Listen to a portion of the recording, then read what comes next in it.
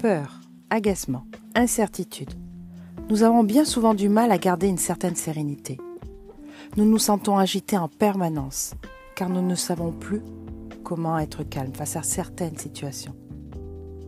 Or, dans ces moments d'agitation, quand nous sommes pris dans un cercle infernal, le seul moyen de s'en sortir, c'est de se poser quelques secondes.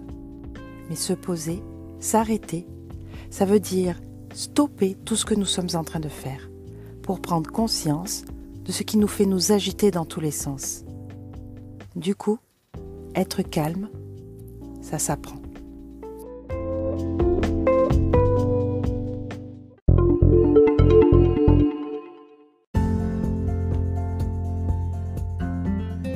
Bonjour à vous et bienvenue dans le podcast de Cœur à Plume. Je m'appelle Cécile, je suis art-thérapeute. Je suis donc facilitatrice d'instants de vie uniques par l'exploration de votre potentiel créatif.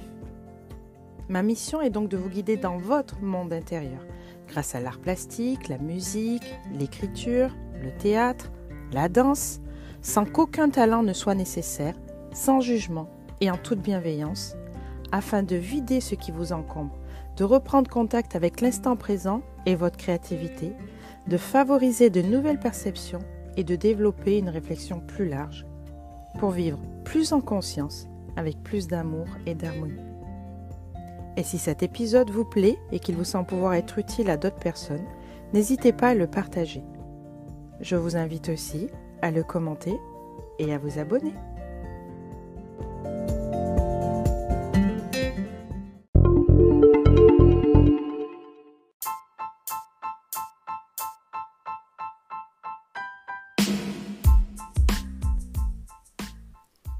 Être éveillé au calme est le premier pas sur le chemin du calme.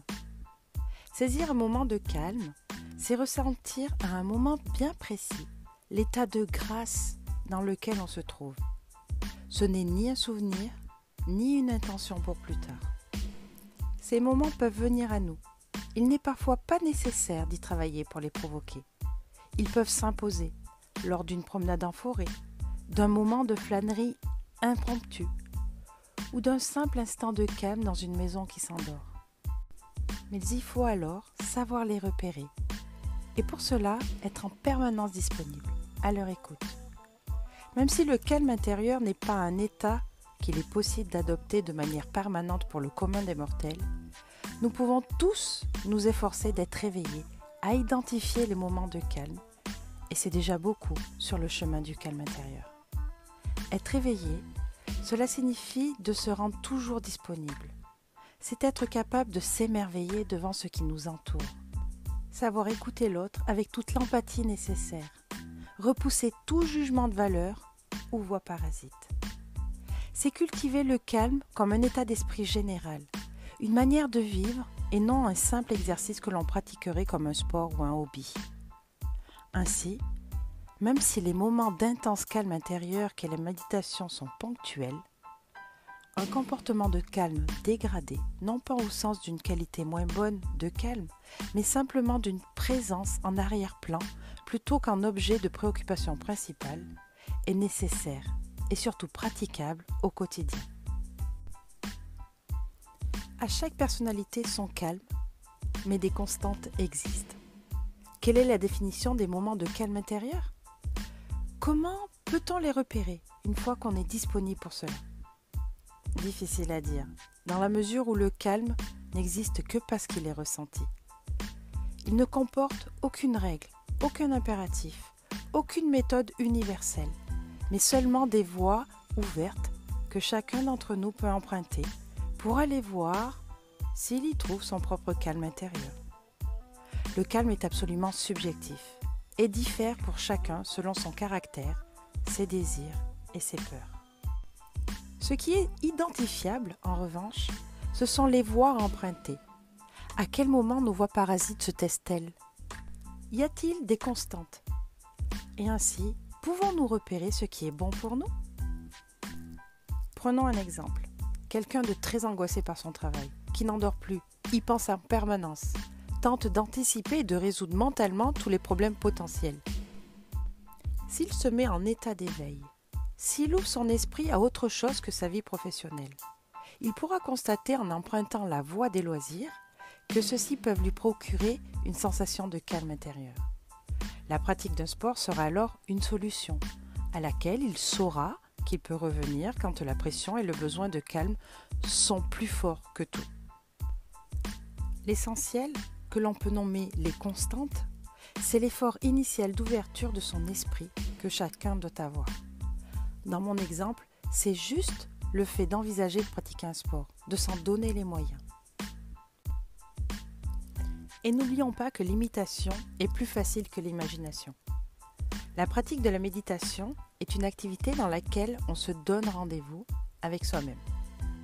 En se retrouvant fréquemment en état disponible pour le calme, en état d'éveil, il est plus facile de reproduire les conditions et les signes du calme intérieur. Imiter ce que l'on connaît est toujours plus évident que de devoir recréer en partant de rien à chaque fois l'impression de calme. Cela demande un effort moindre et laisse toute notre énergie vitale disponible pour l'écoute, la contemplation, pour être simplement au monde. Comme dans notre vie physiologique ou la conduite d'un véhicule, les réflexes sont essentiels. Il s'agit de respirer, de se protéger du coup qui arrive ou bien de freiner face au danger. Cela s'apprend par la répétition. Comme les religieux répètent inlassablement leurs prières ou mantras, il faut apprendre à mettre son esprit en état d'ouverture, de pilote automatique. Ainsi, le chemin psychique de nombreuses fois parcouru sera plus facile à reconnaître que s'il faut le retrouver à chaque fois sur notre carte personnelle.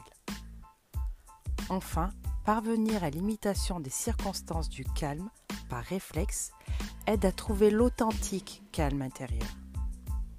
En se mettant en condition, même de manière artificielle, on finit par atteindre l'apaisement profond. Notre environnement finit par donner sa forme à notre psychisme, à le conditionner.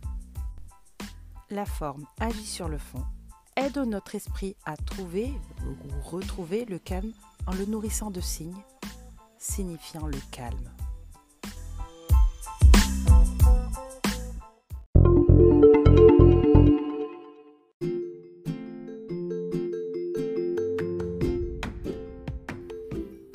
Pour saisir chaque moment de calme intérieur qui s'offre à toi, il faut être disponible en permanence. Pour être disponible pour ce calme, savoir le saisir, il faut vivre le calme comme un mode de vie, une façon d'être générale, où l'esprit est suffisamment à l'écoute, où l'esprit ne juge pas, mais s'émerveille pour repérer le calme et en profiter pleinement. Le calme est différent pour chacun d'entre nous. Apprendre à repérer les moments de calme pour mieux y revenir, c'est avant tout apprendre à te connaître, savoir quels sont les facteurs déclencheurs de tes pensées parasites et quels sont les meilleurs remèdes. C'est d'identifier les flux et reflux de tes émotions pour apprendre à les maîtriser et créer des conditions extérieures favorables. Et pour pouvoir te consacrer à l'essentiel, d'être simplement au monde, les réflexes sont nécessaires. Pour les acquérir, il faut te donner rendez-vous à toi-même dans la méditation le plus souvent possible. Il faut muscler tes habitudes. Ainsi, tu peux apprendre à écarter les pensées parasites et retrouver le chemin du calme maintes fois parcouru. Et comme toujours, si tu le souhaites, si tu en as besoin, si tu ne sais pas par où commencer, je suis là pour t'accompagner à faire le premier petit pas pour apaiser ton âme à l'intérieur de toi.